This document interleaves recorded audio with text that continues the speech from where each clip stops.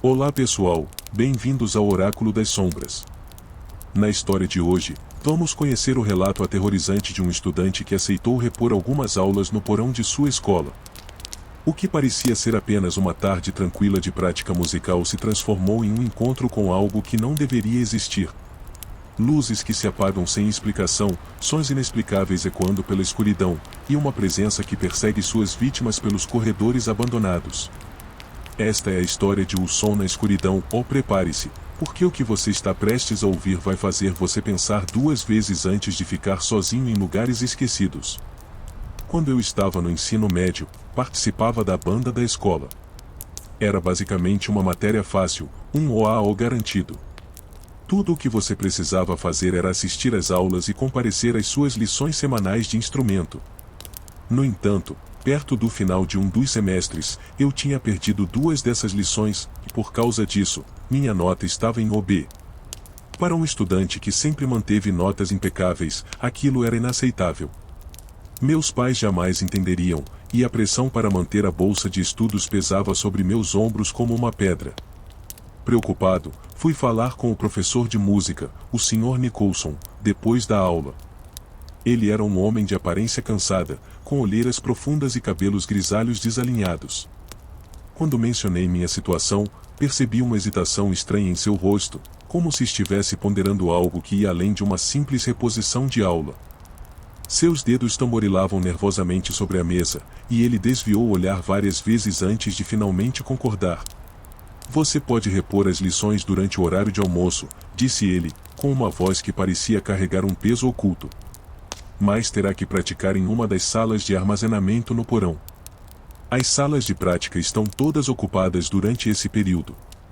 Algo na forma como ele disse o porão me deixou desconfortável, mas balancei a cabeça em concordância.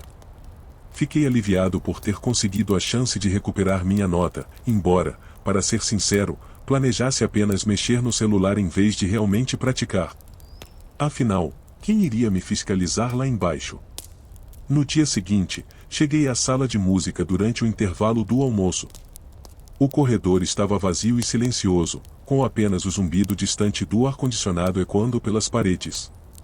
Peguei meu saxofone da estante e desci as escadas que levavam ao porão. Os degraus de concreto eram desgastados e manchados, como se décadas de uso tivessem deixado cicatrizes permanentes. A cada passo que eu descia, a temperatura parecia cair alguns graus, e o ar se tornava mais úmido e pesado. Aquele lugar sempre teve um clima estranho. Era deserto, com corredores estreitos que se estendiam em ângulos irregulares. As lâmpadas fluorescentes piscavam ocasionalmente, emitindo um zumbido agudo que fazia meus dentes rangerem. As paredes eram de um cinza desbotado, com manchas escuras de umidade que formavam padrões quase orgânicos. O silêncio era quase opressor, quebrado apenas pelo meu próprio eco de passos e pelo render ocasional dos canos de aquecimento nas paredes. Ao longo do corredor, havia várias portas de madeira pesada, cada uma marcada apenas com números desbotados. Essas portas levavam a pequenas salas, cada uma com cerca de 2 metros quadrados.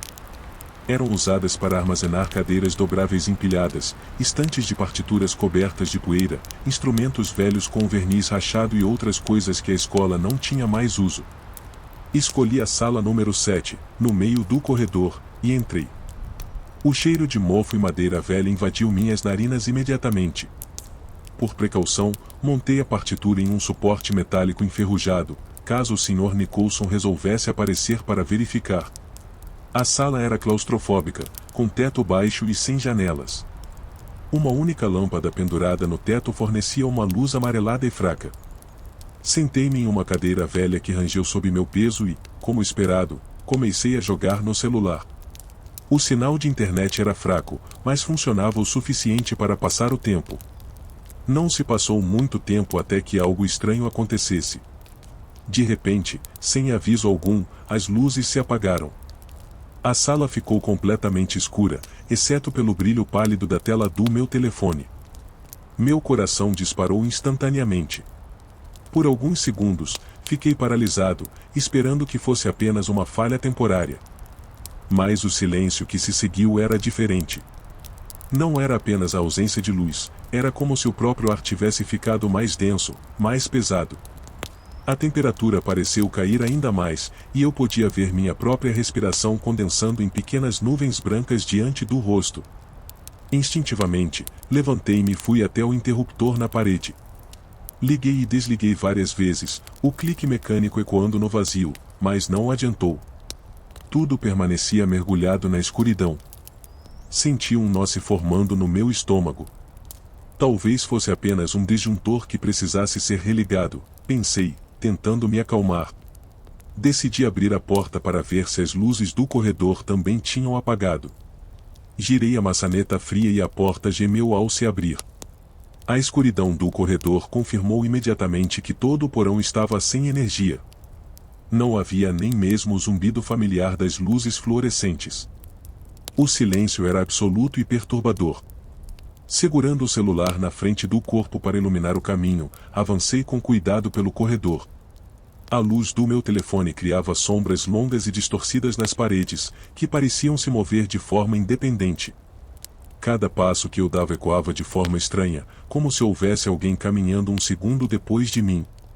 Foi então que ouvi um som peculiar vindo de uma das salas no final do corredor, a cerca de 15 metros de distância. Era um arrastar lento e deliberado, como se algo pesado estivesse sendo movido pelo chão de concreto. O som tinha um ritmo irregular, arrastando por alguns segundos, parando, e então continuando. Meu corpo congelou no mesmo instante. Cada músculo ficou tenso, e minha respiração se tornou superficial. Tentei me convencer de que era um zelador ou um professor mexendo em equipamentos. Fazia sentido, afinal, estávamos em uma escola.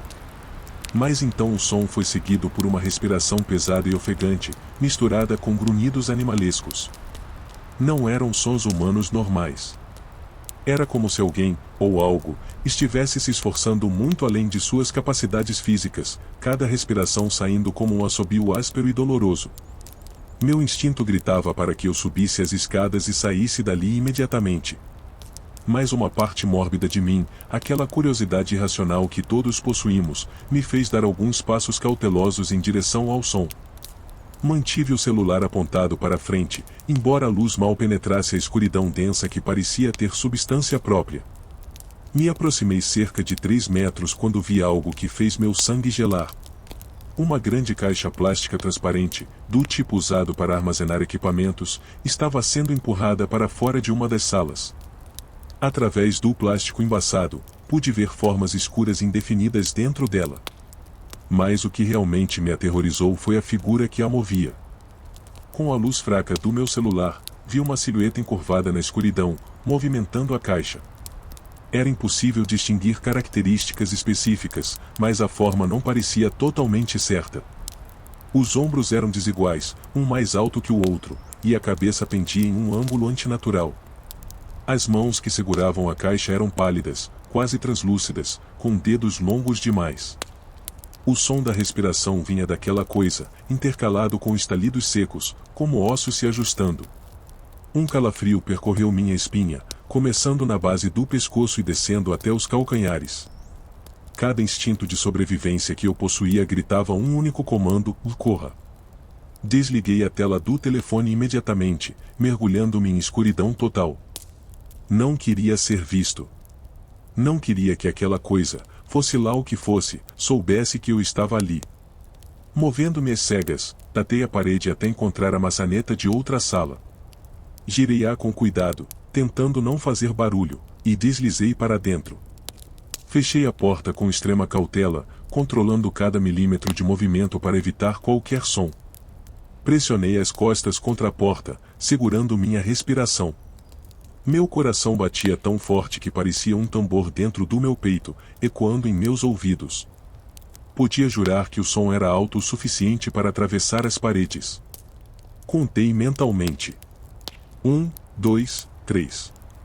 Tentando controlar o pânico que ameaçava me consumir.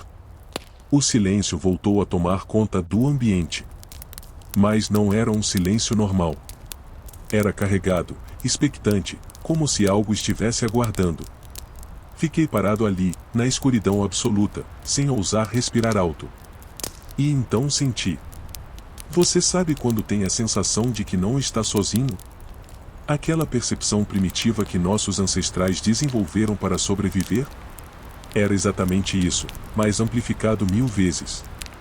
Cada fibra do meu ser gritava que havia outra presença naquela sala comigo. O ar parecia mais denso à minha frente, como se algo estivesse ocupando espaço ali, a apenas alguns centímetros de distância. Minha mente estava a 1000, mas eu estava paralisado pelo medo. Não conseguia me mover, não conseguia pensar claramente. Apenas ficava ali, ouvindo minha própria respiração trêmula e o sangue correndo nas minhas têmporas. Reuni toda a coragem que tinha e pressionei o botão do meu celular apenas por um segundo para iluminar o ambiente. Aquela fração de tempo, menos de meio segundo, foi suficiente para registrar uma imagem que jamais esquecerei. Uma silhueta no canto da sala, a cerca de 1 metro de distância. Imóvel. Completamente imóvel, mas de pé, virada na minha direção. No breve flash de luz, vi que era humanoide, mas errado. Os braços eram compridos demais, pendendo até abaixo dos joelhos. A cabeça estava inclinada em um ângulo impossível, quase perpendicular aos ombros. E onde deveriam estar os olhos, havia apenas sombras profundas. Mas eu sabia, com absoluta certeza, que estava me observando. Desliguei o celular imediatamente, fingindo para mim mesmo que não tinha visto nada. Talvez se eu fingisse que não estava ali, aquilo iria embora. Era um pensamento irracional, infantil, mas era tudo o que eu tinha. Meu corpo tremia violentamente, e precisei apertar a mandíbula com força para impedir que meus dentes batessem. Os segundos se arrastavam como horas.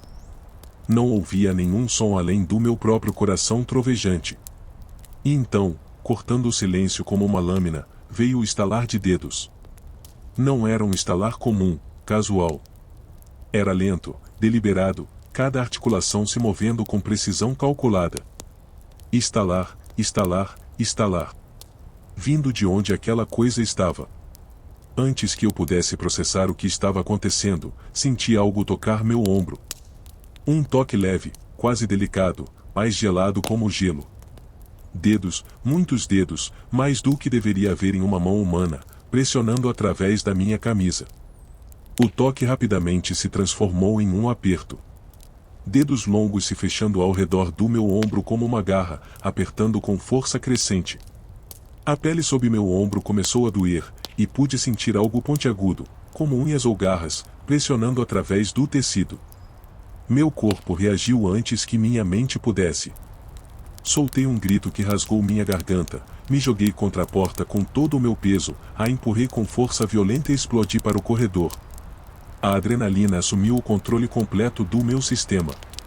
Corri sem olhar para trás, tropeçando na escuridão, batendo contra as paredes enquanto seguia em direção às escadas. Ouvi passos atrás de mim. Mas não eram passos normais. Era um som de arrastar e bater, como se algo estivesse se movendo rápido, mas de uma forma quebrada, antinatural. E havia mais de um conjunto de passos. Múltiplas coisas me perseguindo através da escuridão. Meus pulmões queimavam enquanto corria desesperadamente, guiando-me pelas paredes com uma das mãos enquanto segurava o celular com a outra. A luz do telefone balançava loucamente, criando sombras dançantes que faziam parecer que o próprio corredor estava se movendo. Meu coração parecia que ia explodir a qualquer momento, martelando contra as costelas com força dolorosa. A distância até as escadas parecia ter triplicado. O corredor se estendia infinitamente à minha frente, e por um momento apavorante, pensei que nunca chegaria lá. Mas então vi a forma mais escura da entrada das escadas surgindo à frente. Virei abruptamente, quase caindo, e comecei a subir os degraus. Subi 2 a 2, depois 3 de uma vez, me puxando pelo corrimão de metal frio. Podia ouvir aqueles sons horríveis logo atrás, se aproximando. Algo roçou na parte de trás da minha camisa, puxando-a levemente. Gritei novamente e me impulsionei para a frente com um último esforço desesperado. Alcancei a porta que levava de volta ao andar principal.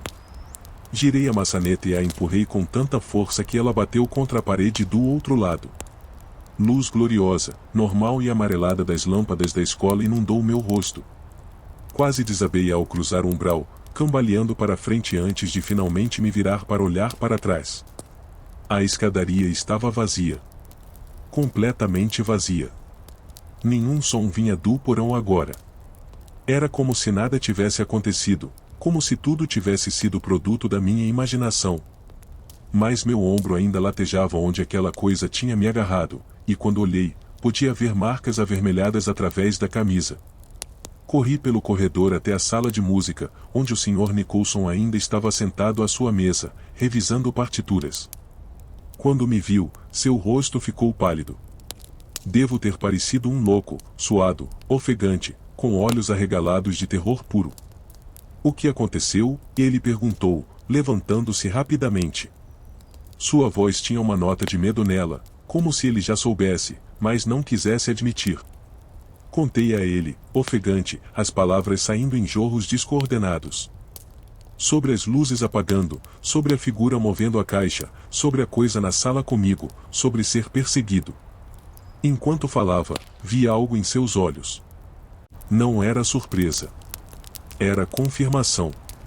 Como se ele tivesse esperado que algo assim pudesse acontecer. Fique aqui, ele disse finalmente, com uma voz cansada. Ele parecia ter envelhecido 10 anos nos últimos minutos.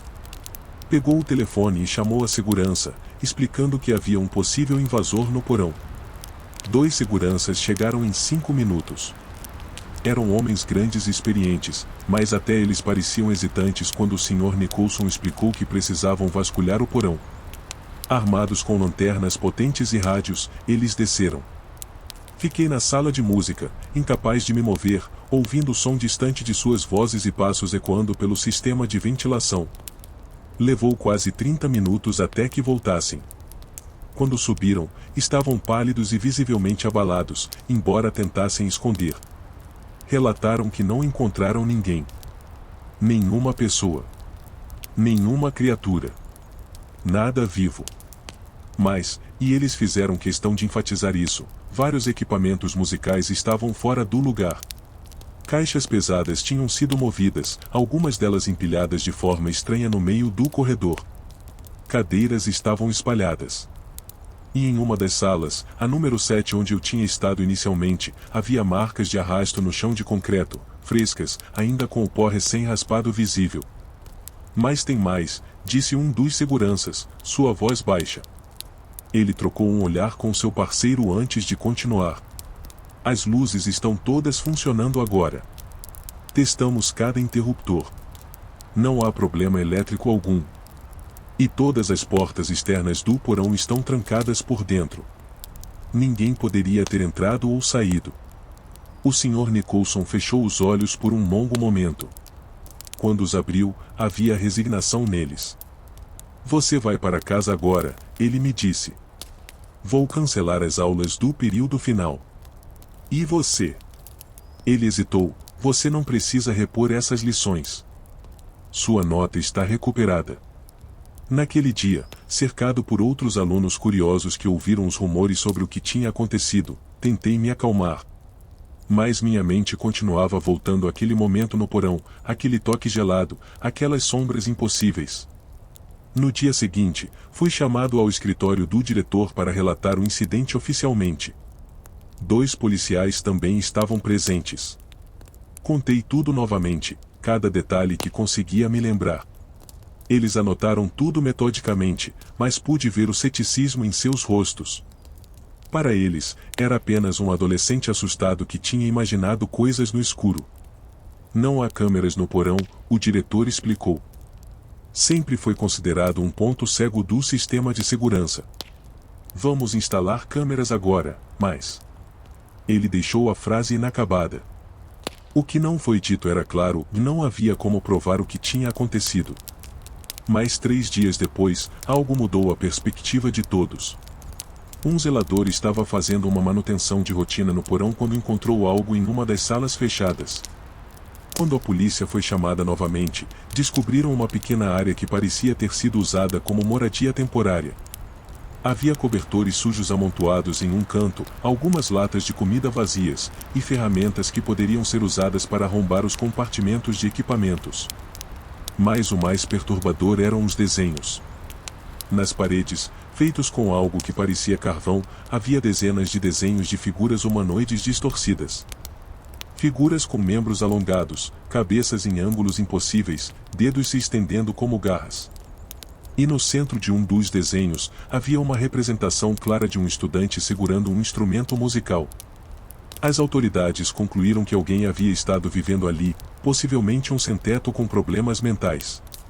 A teoria oficial era que essa pessoa tinha me assustado intencionalmente para me fazer fugir, evitando ser descoberta. Os desenhos eram explicados como manifestações de psicose. Mas eu sabia a verdade. Aqueles desenhos não eram feitos por uma pessoa com problemas mentais. Eram muito precisos, muito detalhados. E, mais importante, correspondiam exatamente ao que eu tinha visto naquela fração de segundo de luz. O Sr. Nicholson nunca voltou a falar sobre aquele dia comigo diretamente. Mas 2 semanas depois, encontrei uma nota na minha mochila. Era de sua letra, com apenas uma frase: "Você não foi o primeiro, e se não fizermos algo, não será o último." Comecei a fazer pesquisas. Na biblioteca da escola, procurei nos velhos anuários e jornais escolares arquivados. E encontrei. Em 1987, um estudante chamado Marcus Webb tinha desaparecido durante o horário de almoço. Ele foi visto pela última vez descendo para o porão para pegar seu violino de uma das salas de armazenamento. Nunca foi encontrado. A investigação na época não levou a nada conclusivo. Em 1995, uma professora substituta chamada Ellen Hartley relatou ter sido atacada no porão por algo que ela descreveu como uma sombra viva. Ela nunca mais voltou à escola e, segundo registros que encontrei em arquivos de jornal antigos online, foi internada em uma instituição psiquiátrica pouco depois. Em 2003, um zelador chamado Robert Kim foi encontrado inconsciente no porão, com hematomas inexplicáveis e em estado de choque. Ele nunca conseguiu explicar coerentemente o que tinha acontecido, falando apenas de dedos frios e olhos vazios na escuridão. Havia um padrão. A cada 7 ou 8 anos, algo acontecia no porão. E 2024, o ano do meu incidente, estava no intervalo certo desde o último evento documentado. Levei minhas descobertas ao Sr. Nicholson. Encontramo-nos discretamente após as aulas, na sala de música vazia. Quando mostrei a ele o que tinha encontrado, ele não pareceu surpreso. Em vez disso, ele abriu uma gaveta trancada de sua mesa e tirou uma pasta velha e desgastada. "Eu sei", disse ele simplesmente. "Sempre soube. Quando comecei a trabalhar aqui, há 15 anos, o professor anterior me passou esta pasta. Dentro estava toda a documentação não oficial dos incidentes no porão. Ele me fez prometer que manteria os estudantes longe de lá tanto quanto possível." "Então por que me deixou ir lá?", perguntei, sentindo raiva crescer em mim. Ele pareceu encolher. "Porque pensei que os períodos de tempo significavam que estava seguro agora. Achei que estava sendo paranoico, mantendo uma superstição ridícula. E você precisava repor essas aulas." Sua voz falhou. "Foi um erro terrível. Me desculpe." Folheei a pasta. Havia relatos que voltavam a 1952, quando a escola foi construída. O porão sempre teve algo errado. Alguns dos relatos eram muito específicos. Figuras vistas na escuridão. Sons de movimento onde não deveria haver nada. Aquela sensação de estar sendo observado. E ocasionalmente, a cada alguns anos, algo mais direto, mais agressivo. "O que é?", perguntei. "O que está lá embaixo?" O Sr. Nicholson balançou a cabeça. "Ninguém sabe."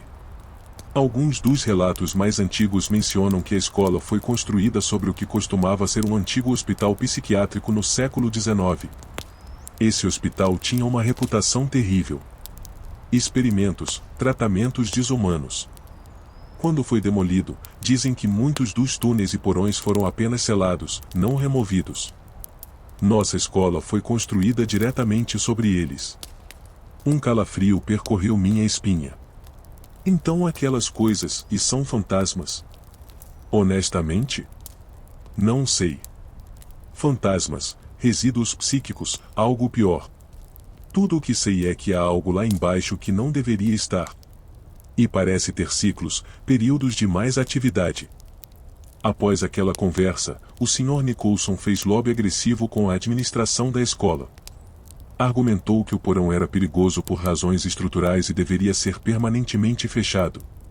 Levou meses, mas finalmente conseguiu. Todas as salas de armazenamento foram esvaziadas, o equipamento foi movido para outro local, e a porta de acesso ao porão foi selada com tijolos e concreto. 1 ano depois, me formei.